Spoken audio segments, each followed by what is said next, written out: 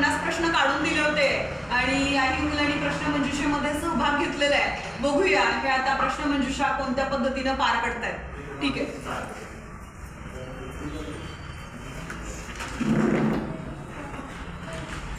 बघा पहिला प्रश्न. दिशा नेहमी जमिनीला टिंबटिंब असतात. नकाशातील ठिकाणांमध्ये अंतर टिंबटिंब असावे. मानवनिर्मित गोष्टी तयार करताना आपण टिंबटिंब संसाधनांचा वापर करतो.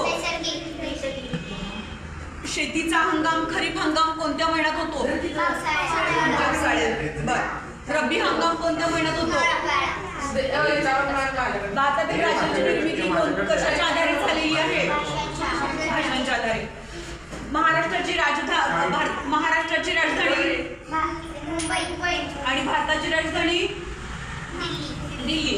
महाराष्ट्राची उपराजधानी. महाराष्ट्रातलं उंच शिखर. महाराष्ट्रातील लांब नदी. सह्याद्री पर्वतास असं सुद्धा म्हणतात. बर मला सांगा आता महाराष्ट्राच्या उत्तरेकडे असलेली पर्वतरांग कोणती?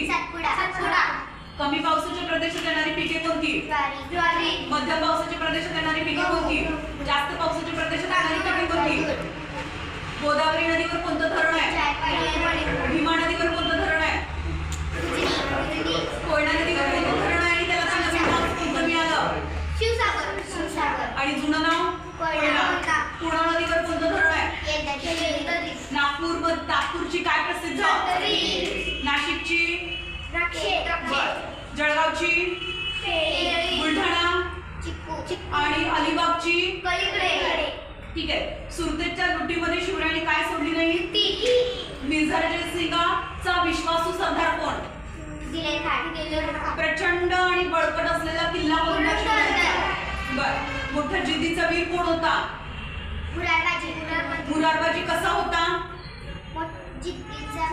बर. पुरंदरचा किल्लेदार कोण होता? मुरारबाजी होता.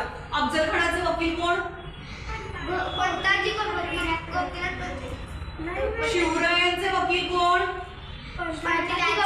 आणि अफजल खानाचे वकील कोण? अफजल खानाचा अंगरक्षक कोण? बडा सय्यद ठार करणारा कोण? मृत्यूची बातमी विजापूरला पोहोचवणारा कोण? शूर होता पण क्रूर होता. घोडकिंडीत शर्तीने झुंज देणारे. बेड्यातून निसटून जाणारे. सिद्धी जोहर कोणाचा सरदार होता? घोडकिंडीची वाट कशी होती?